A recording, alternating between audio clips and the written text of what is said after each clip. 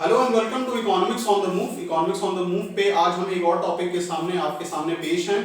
Sovereign gold bond की हम बात करते हैं और आज जब मैं इस वीडियो को शूट कर रहा हूं तो उस वीडियो यानी 28 फरवरी को ये अनाउंसमेंट हुआ है कि 1 मार्च को सॉवरेन गोल्ड बॉन्ड को इशू किया जाना है। उसके बारे में हम नेक्स्ट वीडियो में डिस्कशन करेंगे, लेकिन उससे पहले आज मैं थोड़ा सा बात करूंगा बॉन्ड पे कि ये बॉन्ड होता क्या है और ये किस तरीके से इशू किया जाता है और इसमें क्या क्या टेक्निकलिटीज होती हैं जो इन्वॉल्व होती हैं, शेयर से ये कैसे डिफरेंस हो जाता है। तमाम चीज़ों पे हम डिस्कशन करेंगे, बात करेंगे। और ये भी मैं आपको बताऊंगा कि नॉर्दर्न इंडिया का कौन सा पहला म्युनिसिपल कॉर्पोरेशन बना है जिसने सॉवरेन बॉन्ड को इशू किया है।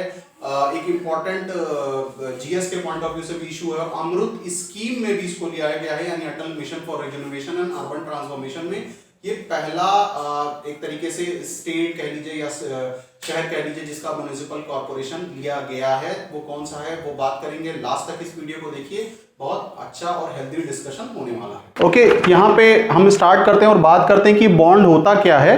बॉन्ड, शेयर, डिबेंचर ये सब फाइनेंशियल पेपर्स होते हैं या फिर फाइनेंशियल एसेट्स होते हैं। फाइनेंशियल पेपर मतलब ये कागज का पन्ना, जैसे जो मेरे हाथ में है ये कागज का पन्ना अगर आपके पास है तो आप किसी फला कंपनी से या फिर फला स्टेट गवर्नमेंट से या फला सेंट्रल गवर्नमेंट से क्लेम कर सकते हो और उस क्लेम पे इस तरीके से क्लेम कर सकते हो कि ये पेपर अगर आपके पास है तो सर्टेन टाइम पीरियड के बाद यानी कुछ वक्त के बाद आपको रिटर्न मिलेगा। जैसे शेयर के केस में होता है कि कंपनी ने शेयर बेचा, ये कागज़ का पन्ना आपने खरीद लिया, उस कागज़ के पन्ने से अब आपको राइट है, ये आपका अधिकार हो गया कि कंपनी अगर प्रॉफिट कमा रही है तो आपको उस पे उसका कुछ हिस्सा मिलना चाहिए। बॉन्ड में हम देखते हैं कि बॉन्ड भी कागज़ का पन्ना होता है। उस पे पहली बात तो ये समझ लीजिए कि जो रेट ऑफ इंटरेस्ट होता है वो फिक्स्ड होता है, यानी उसका रिटर्न फिक्स्ड होता है। रिटर्न ऐसा नहीं कि आपने इन्वेस्ट कर दिया तो वो डिपेंड करेगा कि वो प्रॉफिटेबल हुआ या नहीं हुआ, ये सब नहीं होता है। लेकिन उसके रिटर्न मिलने के जो चांसेस होते हैं वो शेयर से कई ज़्यादा गुना हाई हो जाते हैं, इनफैक्ट मिलता ही है। तो अब देखते हैं, थोड़ा समझते हैं कि ये बॉन्ड है क्या। देखिए बॉन्ड क्या है कि bond is a debt instrument. ये एक डेट इंस्ट्रूमेंट होता है, बेसिकली एक तरीके का ऐसा इंस्ट्रूमेंट है जिसके थ्रू कोई उधार देता है और किसी को उधार मिलता है। यानी फॉर एग्जांपल आप लोग जो वीडियो देख रहे हैं, लेट्स सपोज कि आपको उधार चाहिए तो आपको उधार मिलेगा क्योंकि मैं आपका ये बॉन्ड पेपर खरीद रहा हूं और मैं उधार देने वाला हो जाऊंगा और आप उधार लेने वाले हो जाएंगे। यानी मैं आपको पैसा दूंगा और उसके बदले आपसे मैं ये कागज का पन्ना खरीद लूंगा। तो bond is a debt instrument in which an investor loans money to an entity. यानी बॉन्ड क्या होता है, एक तरीके का उधार का एक इंस्ट्रूमेंट है, एक टाइप है जिसके थ्रू एक इन्वेस्टर पैसा उधार पे देता है किसी भी एंटिटी को। अब एंटिटी में इसमें गवर्नमेंट भी आ सकती है और कॉर्पोरेट ऑर्गेनाइजेशन यानी कंपनियां वगैरह भी आती हैं। गवर्नमेंट की हम बात करें तो वहां पे सेंट्रल गवर्नमेंट भी है और स्टेट गवर्नमेंट भी आ जाती है। Which borrows the fund for a definite period of time at a variable of fix interest. अब देखिए होता क्या है कि अगर एक कंपनी या फिर एक स्टेट या सेंट्रल गवर्नमेंट अगर लोन लेती है और उसके बदले कागज का पन्ना देती है तो ये कागज का पन्ना जो होता है वो एक सर्टेन पीरियड ऑफ टाइम के लिए होता है। यानी कहने का मतलब ये कि ये कागज का पन्ना मैंने आप लोगों से खरीदा, आप लोग कोई कंपनी हो और मैंने आपको 1000 रुपये पे कर दिया और ये कागज का पन्ना ले लिया और आपने कहा कि इस पे हम आपको 10% इंटरेस्ट देंगे। अब इस 10% इंटरेस्ट जो मुझको मिलना है वो तो मुझे मिलेगा ही, लेकिन इसकी मैच्योरिटी के बाद यानी 1 साल 2 साल के लिए आप जो पैसा ले रहे हो तो अगर साल खत्म हो गया तो साल खत्म होने से पहले या बीच में 6 मंथ पे आप मुझे इंटरेस्ट तो दोगे ही और साथ ही साथ साल खत्म होने के बाद जो 1000 रुपये मैंने आपको दिया है वो प्रिंसिपल अमाउंट भी आप मुझे वापस करोगे।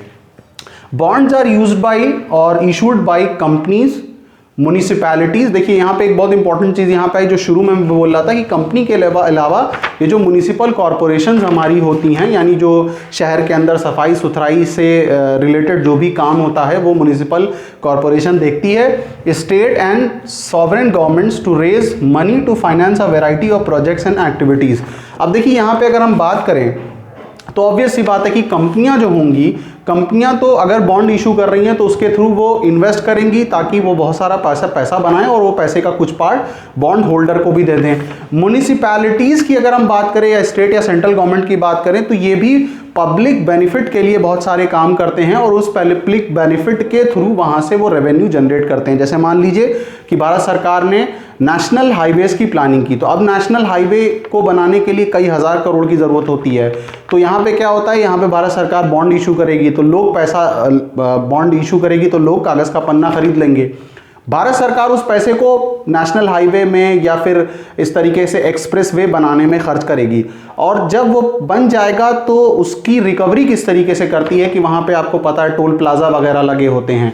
यानी कहने का मतलब ये होता है कि उसी टोल प्लाजा के थ्रू पब्लिक से रेवेन्यू भी जनरेट करती है और रेवेन्यू जनरेट करती जाती है और पब्लिक को या फिर वो जो बॉन्ड होल्डर होते हैं उनको इंटरेस्ट देती जाती है और मैच्योरिटी के बाद उनका प्रिंसिपल अमाउंट भी वापस कर देती है। तो ये एक तरीके से पूरा बॉन्ड है, उसकी डेफिनेशन है जो मैंने आपके सामने बताया। छोटा सा टॉपिक है, इसके बाद हम इस पे चर्चा कर लेंगे कि कितने तरीके के बॉन्ड होते हैं, कौन कौन उसको इशू करता है और उसके पीछे ऑब्जेक्टिव क्या होता है, उस पे भी हम बात कर लेते हैं। ओके, सो बॉन्ड की जो बेसिक डेफिनेशन है, उस बॉन्ड की बेसिक डेफिनेशन देखने के बाद हम देखेंगे कि कौन कौन तरीके के बॉन्ड होते हैं जो कि इंडिया के कॉन्टेक्स्ट में अगर हम बात करें तो इशू किए जाते हैं। तो सबसे पहले जो है वो है सेंट्रल गवर्नमेंट बॉन्ड, यानी एक ऐसा बॉन्ड, एक ऐसा लोन लेने का तरीका जो कागज के पन्ने बांट के भारत सरकार लेती है। तो इसका करने का क्या तरीका होता है, कैसे होता है, सबसे पहले मैंने शॉर्ट फॉर्म में यहाँ पे कुछ लिख दिया है। इसको जो करता है वो आरबीआई करता है on the behalf of government of India, यानी reserve bank of India Bharat सरकार के लिए करता है सबसे पहले। इसका करने का पर्पस ये होता है कि चाहे हमारी सेंट्रल गवर्नमेंट हो चाहे हमारी स्टेट गवर्नमेंट हो, दोनों की दोनों अपना प्राइमरी डेफिसिट जो होता है वो रिड्यूस करना चाहती है। यानी एक तरीके से हम कह सकते हैं कि जो खर्चे बहुत ज़्यादा बढ़ गए होते हैं रेवेन्यू के कंपैरिजन में, या फिर भारत सरकार के पास रेवेन्यू जुटाने का जब कोई तरीका नहीं होता है और उसके खर्चे आसमान छू देते हैं, तो ऐसी कंडीशन में बॉन्ड इशू किए जाते हैं ताकि भारत सरकार को बहुत सारा पैसा मिल जाए और जो रेवेन्यू की कमी है वो कमी खत्म हो जाए। और हम कहीं ना कहीं कह सकते हैं कि सबसे जो सेफ मोड होता है वो बॉन्ड इसलिए माना गया है, और सेंट्रल गवर्नमेंट के या स्टेट गवर्नमेंट के बॉन्ड को इसलिए माना गया क्योंकि सबसे आखिरी में अगर कोई डिफॉल्ट हो जाता है, सबसे आखिरी में, तो ये कहते हैं कि सरकारें डिफॉल्ट होती हैं सबसे लास्ट में, इसलिए हमने इसको सबसे सेफेस्ट मेथड माना है या फिर सेफेस्ट माना है इन टर्म्स ऑफ इन्वेस्टमेंट। यानी इसको सबसे सेफ माना है और इसमें माना है कि जो रिटर्न है वो आपको श्योरिटी है कि रिटर्न मिलेगा ही आपको। स्टेट गवर्नमेंट बॉन्ड भी वही होते हैं कि जो कि स्टेट गवर्नमेंट इशू करें, और उनका भी जो ऑब्जेक्टिव होता है यही होता है कि उनके जो एक्सपेंडिचर होते हैं वो रेवेन्यू के मुकाबले कई गुना ऊपर चले जाते हैं, तो अपने आप रेवेन्यू को इकट्ठा करने के लिए हमारी स्टेट गवर्नमेंट भी ये काम किया करती हैं।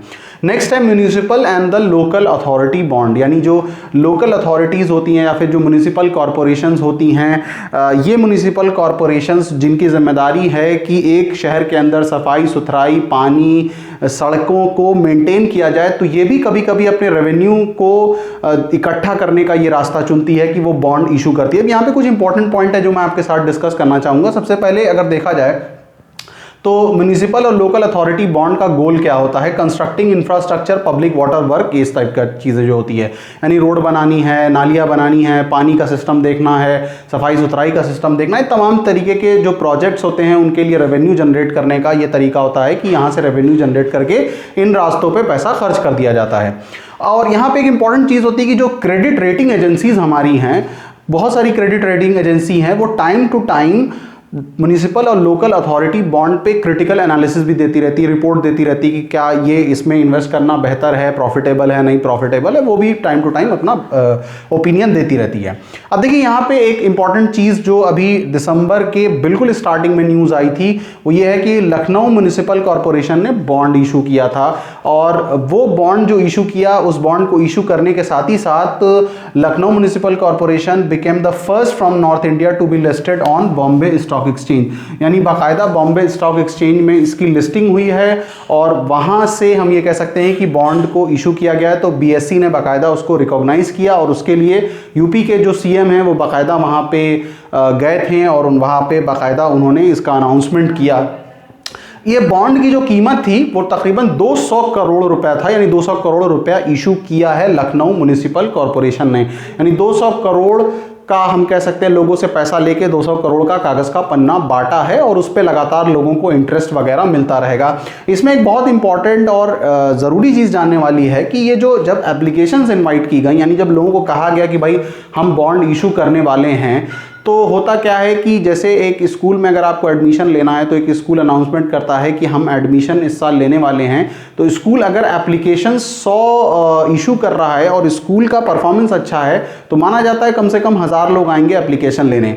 तो लखनऊ म्युनिसिपल कॉर्पोरेशन बॉन्ड के केस में भी ये देखा गया कि 200 करोड़ का फंड उन्होंने रेस किया, लेकिन एप्लीकेशंस जो आई वो 4.5 टाइम ओवर सब्सक्राइब्ड, यानी तकरीबन 450 करोड़ लोगों ने इन्वेस्टमेंट की बात रखी। यानी सिंपल भाषा में कहा जाए कि 200 एप्लीकेशंस कही गई थी, लेकिन कितने लोगों ने एप्लीकेशन भेजी? तकरीबन 450 लोगों ने एप्लीकेशन भेजी, लेकिन फाइनली 200 करोड़ ही रुपया उनको चाहिए था तो उन्होंने लिया। ये पॉइंट मैंने इसलिए रेस किया ये बताने के लिए कि ये क्योंकि एक म्युनिसिपल कॉर्पोरेशन यानी सरकारी संस्था है वो रेस कर रही है, स्टेट गवर्नमेंट के अंडर में आ रही है, तो ये डिफॉल्ट इसके करने के चांसेस नहीं हैं। उसके बाद क्या है कि municipal corporation of Lucknow municipal corporation became 9th in the country to have raised municipal bond, यानी हिंदुस्तान की 9वीं म्युनिसिपल कॉर्पोरेशन बन गई है लखनऊ, जिसने म्युनिसिपल बॉन्ड के थ्रू रेवेन्यू जनरेट करने की बात की, और first city to issue such bond after the launch of AMRUT. और ये पहली एक सिटी बन चुकी है या पहला म्युनिसिपल कॉर्पोरेशन बन चुका है जिसने इस तरीके का बॉन्ड इशू किया है अमृत स्कीम के लॉन्च होने के बाद, यानी Atal mission for rejuvenation and urban transformation, यानी सड़कों, पानी, घर, इन तमाम तरीके की चीज़ों से रिलेटेड भारत सरकार ने एक अमृत नाम की स्कीम बनाई है। अच्छा, तो ये तो था आपका लखनऊ म्युनिसिपल कॉर्पोरेशन बॉन्ड से रिलेटेड जो हम बात कर रहे थे यहाँ पे municipal and local authority bond की। उसके बाद नेक्स्ट इसमें क्या आ जाता है? कॉर्पोरेट बॉन्ड, यानी जो कंपनियां इशू करती हैं। ये थोड़ा रिस्की भी होता है और ये इसमें इन्वेस्ट करने से पहले ये देखना पड़ता है कि कंपनी का प्रीवियस ट्रैक रिकॉर्ड क्या रहा है, क्या कंपनी ने प्रॉपर इंटरेस्ट दिया है, प्रिंसिपल अमाउंट वापस किया है या नहीं किया है, ये तमाम चीज़ें चेक करनी पड़ती है। फिर आ जाता है public sector bond. Public sector bond कौन इशू करता है? These are issued by PSU, यानी पब्लिक सेक्टर यूनिट, जैसे ओएनजीसी हो गई, भेल हो गई, सेल हो गई, इस तरीके की तमाम कंपनी। और ये क्यों इशू करती है? क्योंकि इनको भी पैसा चाहिए है अपनी ग्रोथ और अपने एक्सपेंशन के लिए, यानी इनका अपना प्रोजेक्ट है, मान लीजिए इंडिया में चल रहा है, दुनिया किसी और कोने में इन्वेस्ट करना है, तो वहाँ पे बहुत सारा पैसा चाहिए है, तो पब्लिक सेक्टर कंपनियां भी बॉन्ड इशू करके पैसा इकट्ठा कर लेती हैं। और लास्ट इसमें है tax free bond. Tax free bond क्या होता है? ये वो बॉन्ड होता है जिसपे जो इंटरेस्ट अराइज होता है वो टैक्स फ्री होता है, और उसमें कुछ संस्थाएं हैं, जैसे मान लीजिए कि national highway authority of India हो गई, और उसके बाद आपका यहाँ पे इंडियन रेलवे आ जाती है, उसके बाद housing and urban development corporation आ जाती है, उसके बाद रूरल इलेक्ट्रिफिकेशन कॉर्पोरेशन आ जाती है। ये वो संस्थाएं हैं जो कि टैक्स फ्री बॉन्ड इशू करती हैं, और इस पे जैसा मैंने अभी कहा कि जो भी रिटर्न है इंटरेस्ट के फॉर्म में जो जनरेट होता है, these are completely tax free, इस पे कोई टैक्स नहीं लगता है। तो ये तो था बॉन्ड से रिलेटेड जो हम बात कर रहे थे। मैंने बताया कि बॉन्ड क्या है और टाइप्स पे भी बताया, और एक detail discussion Lucknow municipal corporation bond के ऊपर भी किया। उम्मीद करता हूं कि आपको ये लेक्चर अच्छा लगा होगा। आप अगर हमारी इस वीडियो को सोशल मीडिया के माध्यम से देख रहे हैं तो प्लीज़ आप इसे शेयर करें, सब्सक्राइब भी कर लें, और YouTube पे देख रहे हैं तो सब्सक्राइब करिए, नहीं तो पेज को हमारे लाइक कर लीजिए।